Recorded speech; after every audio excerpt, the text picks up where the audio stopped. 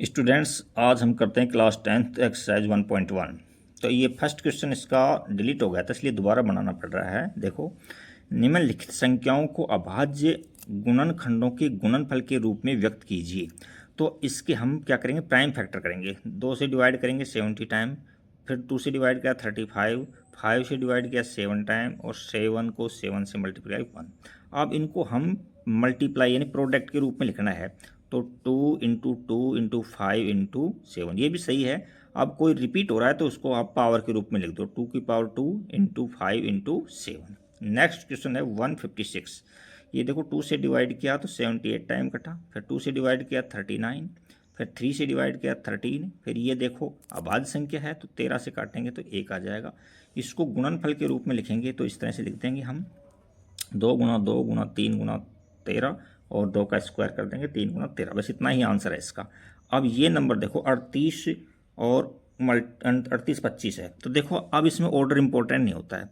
ये नहीं है कि 3 का भाग पहले दें या 5 का भाग दें, किसी का भी जो आपको सूटेबल लगे ना। तो देखो, हमको पहले पता लग रहा है कि देखो 5 है इकाई नंबर पर, तो हम 5 से काट सकते हैं इसको। तो हमने 5 का भाग दिया इसमें, तो 5 7 35, बचे 3, 30 32 हो गए, 5 6 का 30, और 2 बचे, और 5 25, 5। ये 5 बार कट गया। अब देखो 5 से फिर कट रहा है, देखो तो यहाँ से 5 से काटेंगे, 5 एकम 5, 1 बचा, 5 दिए 15, और 5 एकम 5, 2 बचे थे है ना, और 5 25, 5 बचेंगे यहाँ, 5 आएंगे, और 5 दिए 15, यानी 153 बार कट गया।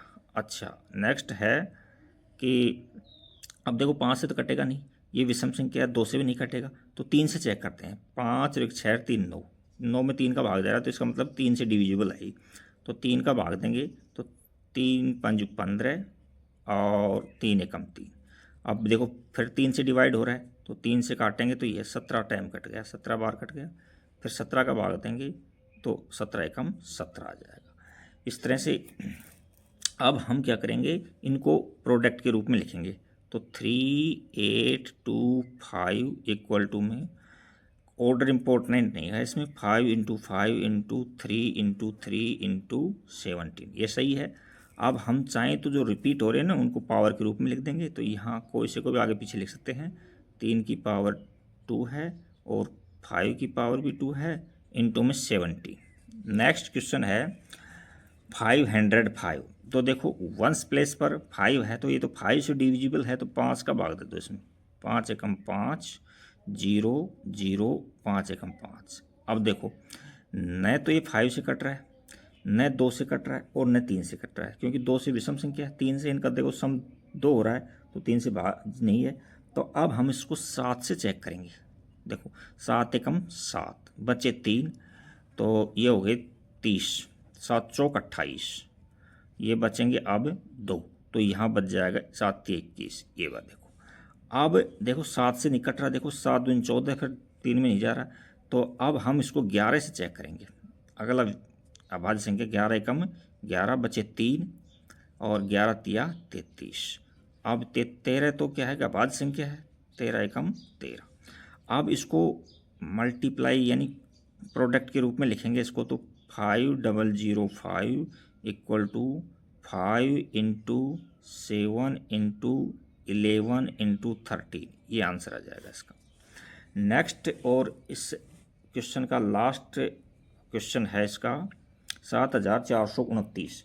अब 7429 बहुत प्रैक्टिस करनी पड़ेगी। देखो 2 से नहीं जा रहा क्योंकि विषम संख्या है, 3 से इसलिए नहीं जा रहा, इन सबको ऐड करते हैं और 3 का भाग दे देते हैं, उसमें भाग नहीं जाता है।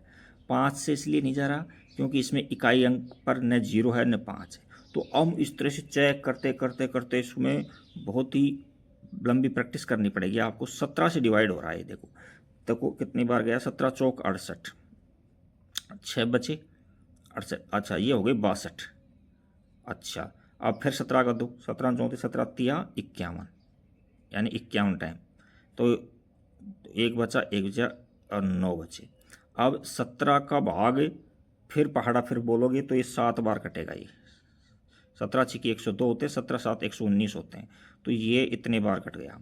अब इससे अगला टाइम नंबर 19 चेक करते हैं, 19 से भाग देते हैं। 19 एकम 19, 19 दूनी 38, 2 बार कट गया, 38 है तो 2 यानी 5 बचा, और ये उतार लिए 7 तो 57 हो गई, 19 दूनी 38, 19 तिया 57। तो अब ये अभाज्य संख्या है तो 23 से ही कटेगी, 23 एकम 23। अब इसको प्रोडक्ट के रूप में लिख दो, 7 4 2 9 इक्वल टू में 17 इंटू 19 इंटू 23। तो ये फर्स्ट क्वेश्चन आपका कंप्लीट हो गया। अब इसका सेकंड क्वेश्चन देखते हैं। सेकंड क्वेश्चन क्या दिया हुआ है, देखो सेकंड क्वेश्चन में हमको दे रखा है इसने कि पूर्णांकों के निम्नलिखित युग्मों के एचसीएफ और एलसीएम ज्ञात कीजिए, इसकी जांच कीजिए कि संख्याओं का गुणनफल बराबर एचसीएफ गुणा एलसीएम। तो कहने का मतलब है इनके फैक्टर करेंगे हम। तो देखो 26 है तो इसमें दिख रहा है हमको इसके 2 इंटू 13, 2 टुकड़े होंगे इसके। यहाँ 51 है तो ये 7 इंटू 13, ये 2 टुकड़े होंगे इसके। अब हम इसका एचसीएफ लेंगे। एचसीएफ का मतलब होता है दोनों में जो कॉमन आता है ना उसको एचसीएफ बोलते हैं। तो दोनों में कॉमन कितना है इसके अंदर, 13 दोनों कॉमन है 13। तो अच्छा अब लेंगे एलसीएम। तो एलसीएम का मतलब ये है कि जो दो कॉमन है ना, दोनों में जो कॉमन आ रहा है उसमें से तो एक ले लेते हैं और जो बचे हुए हैं ना उन सबको लेते हैं। वैसे भी आगे पीछे ऑर्डर में लिख देंगे, यहाँ 13 फिर इंटू 2 इंटू 7। तो ये हमने ले लिया। अब इनका एलसीएम, इन सबको मल्टीप्लाई करेंगे। तो इन सबको मल्टीप्लाई करेंगे तो 100 और पहले मैंने मल्टीप्लाई कर दिया था मैंने, तो 182 आ जाएगा इसका, 182 आ जाएगा, 182 आ जाएगा। अब इन एचसीएफ को और एलसीएम को मल्टीप्लाई करते हैं हम। तो इनको हम मल्टीप्लाई करेंगे, 13 को गुणा करेंगे 182 से।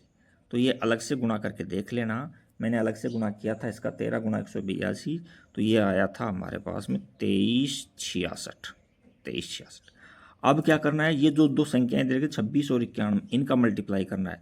तो यहाँ से 26 और इनका मल्टीप्लाई करेंगे तो ये भी हमको 23 और 66 ही मिल जाएगा। तो अब हम कह सकते हैं कि संख्याओं का गुणनफल, अतः यहाँ लिखेंगे हम, अतः संख्याओं का गुणनफल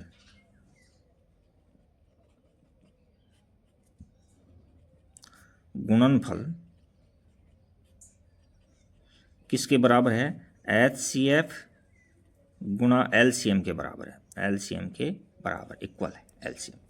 नेक्स्ट क्वेश्चन 2 देखते हैं हम। नेक्स्ट क्वेश्चन 2 क्या है इसके अंदर कि इसका दूसरा पेन ले लेते हैं। यहाँ 510 दे रखा है तो इसके टुकड़े करेंगे 510 के हम। तो 510 के टुकड़े अलग से कर लेना, यहाँ मैं जगह कम थी इसलिए मैंने इसके टुकड़े करेंगे तो हमको मिलेंगे 2 इंटू 3 इंटू 5 इंटू 7, ये टुकड़े मिलेंगे इसके, है कि नहीं। अब हम 92 के करेंगे तो 92 के तो 2 गुणा 46, फिर 46 को 2 से मतलब और टुकड़े करेंगे तो 2 गुणा 23, इस तरह से टुकड़े आ जाएंगे इसके। अब एचसीएफ निकालेंगे। एचसीएफ का मतलब है जो दोनों में कॉमन होता है ना उसको एचसीएफ कहते हैं। तो एचसीएफ आ गया 2। अब हम इसका एलसीएम निकालेंगे। तो एलसीएम दोनों में कॉमन है उसको तो एक बार लिख दो और बचे कुछ सबका मल्टीप्लाई कर दो। तो 2 इंटू 3 इंटू 5 इंटू 7 इंटू में 23, ये आ गया। अच्छा अब एलसीएम का और एचसीएफ का प्रोडक्ट करेंगे। पहले इन दोनों को, इन सबको मल्टीप्लाई कर दो। तो एलसीएम इन सबको आप मल्टीप्लाई करोगे तो आपको मिलेगा एलसीएम, ये मल्टीप्लाई करके देखना पड़ेगा आपको, वैसे फिर भी मैं कर देता हूँ मल्टीप्लाई इसमें। ये आ जाएगा आपका लगभग 23,460, 23,460 आंसर आ गया। अब एचसीएफ को और इनको मल्टीप्लाई करो तो इनका मल्टीप्लाई क्या क्या होगा, देखो 2 गुणा 23,460, 60, इन सबको मल्टीप्लाई करेंगे आप। तो 0 6 दूनी 12, हासिल 1 4 दूनी 8 1 9 और 23 दूनी 46, यानी 46,920 आ गए, 46,920 आ गए। अब इनको मल्टीप्लाई करते हैं ना, 510 को 92 करके देख लेना इनको, तो ये भी 46,920 ही आते हैं। तो अब हम कह सकते हैं दो संख्याओं का गुणनफल, अतः दो संख्याओं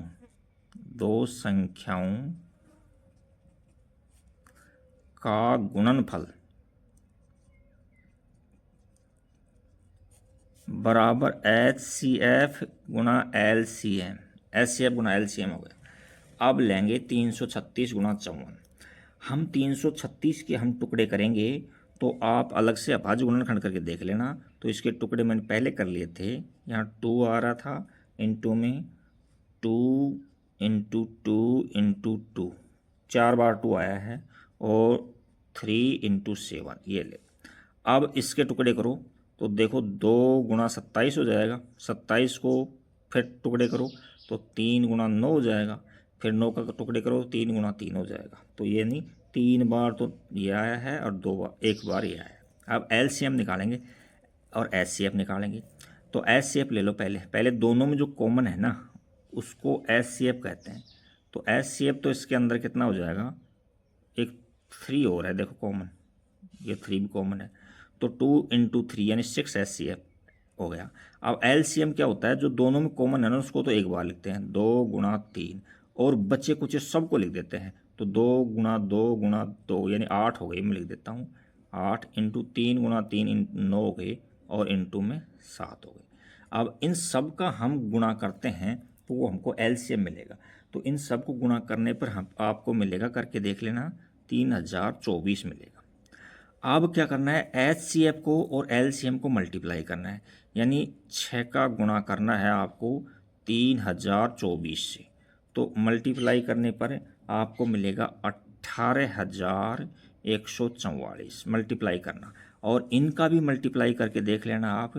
तो मल्टीप्लाई करोगे तो आपको मिल जाएगा कितना, 18,144। तो अतः हम कह सकते हैं, अतः दो संख्याओं का गुणनफल बराबर HCF गुणा LCM। तो ये आपका सेकंड नंबर क्वेश्चन कंप्लीट हो गया है। अब इससे अगला नेक्स्ट क्वेश्चन 3 देखते हैं। देखो क्या है, 3 क्वेश्चन के अंदर हमको दिया हुआ है कि अभाज्य गुणनखंड विधि द्वारा, कौन सी विधि द्वारा, अभाज्य गुणनखंड विधि द्वारा निम्नलिखित पूर्णांकों के HCF और LCM ज्ञात करो, ये दे रखा है हमको। तो देखो हमको 12 के फैक्टर करने हैं, 15 के और 21 के। तो 12 के फैक्टर करोगे तो 2 गुणा 6 हो जाएगा, फिर 6 के टुकड़े करेंगे तो 2 गुणा 3 हो जाएगा, इस तरह से। 15 के 3 गुणा 5 दिख रहा है वैसे, और इसके 3 गुणा 7 दिख रहा है। अब HCF जो तीनों में कॉमन है ना वो HCF बता दो। 3 देखो तीनों में कॉमन है, 3 तीनों के अंदर कॉमन है। अब LCM किस तरह से लेते हैं, जो तीनों में कॉमन है ना उसको तो एक बार लिख लेते हैं, यानी HCF तो लिखा था उसको तो एक बार लिख देते हैं, तीनों में कॉमन है जिसको तो, और बच्चे कुचे सब लिखते हैं। तो देखो ये 2 गुणा 2 लिखा जाएगा, 2 गुणा 2 लिखा जाएगा, और 5 गुणा और 7 लिखा जाएगा। तो इस तरह से ये लिखे। देखो अब इनको मल्टीप्लाई, 5 दूनी 10 और 3 दूनी 6, 7 से 42, 42 को 10 से गुणा करेंगे तो ये 420 आ जाएगा आपको। ये तुम्हारा LCM हो गया। अब नेक्स्ट क्वेश्चन है 17, 23 और 29। प्रथम तो ये दिख रहा है कि देखो ये अभाज्य संख्याएं हैं तो इनके कोई टुकड़े नहीं होंगे। टुकड़े कर सकते हो तो आप 1 गुणा 17 लिख सकते हो, इससे ज़्यादा कुछ लिख नहीं सकते। इसको 1 इंटू 23 लिख सकते हैं हम, इसको 1 इंटू 29 लिख सकते हैं हम। अब HCF जो तीनों में कॉमन होता है ना तो 1 हो गया, इसके अंदर 1 आ गया। अब LCM के अंदर क्या करेंगे हम, 17 गुणा 23 गुणा 29 ये। अब इन सब को मल्टीप्लाई करेंगे हम, एक को लिखने की ज़रूरत नहीं है, तो हमारे को मल्टीप्लाई में मिल जाएगा 11,339। ये मल्टीप्लाई करके देखना, मैंने ये पहले कर लिया था मल्टीप्लाई। नेक्स्ट क्वेश्चन 3 देखो, इसमें क्या है, 8, 9 और 25 इनके भी हम HCF और LCM निकालेंगे प्राइम फैक्टर मेथड द्वारा। तो देखो इसको 8 को 2 गुणा 4 लिख सकते हैं, 4 के फिर टुकड़े करेंगे तो 2 गुणा 2 हो जाएगा, 9 के 3 गुणा 3 हो गई, और 25 के 5 गुणा 5, ये टुकड़े हो गए। अब इनके अंदर कोई भी कॉमन नहीं है, लेकिन हम जानते हैं 1 से तो ये भी डिवाइड होता है, ये भी डिवाइड होता है, ये भी डिवाइड होता है, तो HCF 1 आ जाएगा इसमें। और LCM इन सब का प्रोडक्ट हो जाएगा, तो यानी 2 इंटू 2 इंटू 2 यानी कितना हो गया, 8 हो गया, और 3 इंटू 3 9 हो गया, और ये हो गया 25 हो गया। अब इन सब को मल्टीप्लाई करेंगे तो हमारे को LCM मिल जाएगा। देखो 25 अंटे 200 और 9 से गुना करोगे तो 200 को 9 से गुना करोगे तो 1800 मिल जाएगा। तो ये हमारा एलसीएम आ गया। तो ये क्वेश्चन थर्ड भी कंप्लीट हो गया हमारा। अब नेक्स्ट क्वेश्चन देखते हैं, इसमें क्या है नेक्स्ट क्वेश्चन। नेक्स्ट क्वेश्चन ये दे रखा है हमको कि HCF निकालो 306 का, नहीं HCF दिया हुआ है हमको क्या 306 और 657 का HCF 9 दिया है और LCM पूछा है इन दोनों का। तो हम जानते हैं कि यहाँ लिखना, चूंकि हम जानते हैं कि HCF गुना LCM इक्वल टू ये होता है जो भी नंबर दे रखे हैं ना उनके मल्टीप्लाई के, दो संख्याओं गुणनफल, दो संख्याओं का गुणनफल। अब देखो हमारे पास में एलसीएम पूछा है, एचसीएफ दे रखा है, तो इसको डिवाइड में दे दो। तो एलसीएम का फॉर्मूला बन जाएगा एलसीएम इक्वल टू दो संख्याओं का गुणनफल। दो संख्याएं हैं 306 है एक, तो एक 657 है, और अपॉन में एचसीएफ लिख दो 9 है। तो देखो 9 से काटो इसको, 9 1 जा 9, 9 3 जा 27 और 3 बचे 9 चौक 36, इस तरह से। तो हमारे पास मल्टीप्लाई में आ गया 34 गुणा 657। इन 34 गुणा 657 को गुणा करके देख लेते हैं हमने पहले इसका गुणा किया था, तो ये आया था हमारे पास में 22,338। इसको मल्टीप्लाई करके देखना आप एक बार, तो ये इसका आंसर हो गया। इसको हाईलाइट कर दो। नेक्स्ट क्वेश्चन है, जांच कीजिए कि क्या किसी प्राकृत संख्या n के लिए 6 की पावर n शून्य पर समाप्त होती है। तो देखो ये बड़ा ही अच्छा क्वेश्चन है। देखो इसको इस तरह से लिखते हैं, हम जानते हैं कि इस तरह से लिखना, पहले अपनी जानकारी दे दो। हम जानते हैं कि कोई संख्या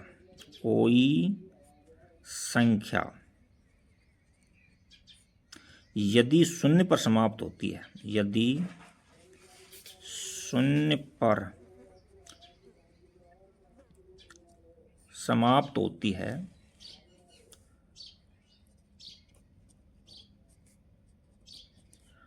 तो उसके अभाज्य गुणनखंड में, उसके अभाज्य गुणनखंड में 2 और 5 यानी दोनों 2 और 5 जरूर होते हैं।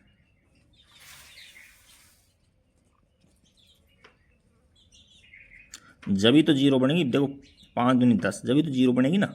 अब ज़्यादा कमती कितने हो सकते हैं, लेकिन एक तो होना ही चाहिए, 2 और 5 दोनों का पेयर होना ही चाहिए इसमें। तो अब हम 6 की पावर n के अभाज्य गुणनखंड करते हैं। 6 की पावर n के अभाज्य गुणनखंड, अभाज्य गुणनखंड करिए। देखो 6 बराबर, इसको इस तरह से लिख सकते हैं हम, 2 गुणा 3 की पावर n लिख सकते हैं 6 को। अब देखो इसके प्राइम फैक्टर के अंदर 5 नहीं आया, तो हम यहाँ लिख देंगे चूंकि 6 की पावर n के अभाज्य गुणनखंड में, अभाज्य गुणनखंड में 5 नहीं है, अतः n के किसी भी वैल्यू के लिए, n के किसी भी मान के लिए